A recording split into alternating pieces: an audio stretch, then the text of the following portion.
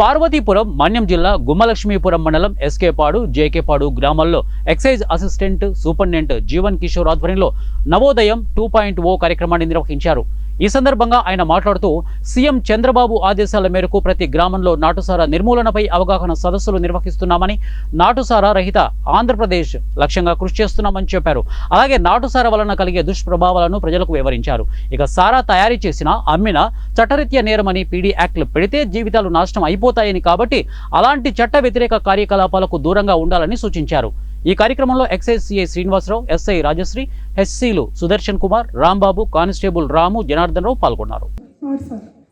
ఎందుకు చెప్పండి, ఎందుకు మీరు వచ్చే ఆన్సర్ కావాలి. నాటు సారాన్ని ఎందుకు నిర్మూలించాలి? మిగతా వ్యాపారాలను వీటిని కూడా చేయొచ్చు కదా. మనం చేయొచ్చా చేయకూడదా? చెప్పండి. చేయకూడదు, ఎందుకంటే అది నిషేధిత పదార్థం. అనే కార్యక్రమాన్ని మనకు వచ్చిన కూటమి ప్రభుత్వం మొదలు పెట్టడం జరిగింది. దీని యొక్క ముఖ్య ఉద్దేశం ఏంటంటే నాటుసారాన్ని కంప్లీట్గా తీసివేయాలి. మన ఆంధ్రప్రదేశ్ని తిరిగి స్వర్ణాంధ్రప్రదేశ్గా మార్చుకునేటప్పుడు అది నాటుసారా రహిత ఆంధ్రప్రదేశ్గా మార్చాలన్నదే నవోదయం యొక్క ముఖ్య ఉద్దేశం.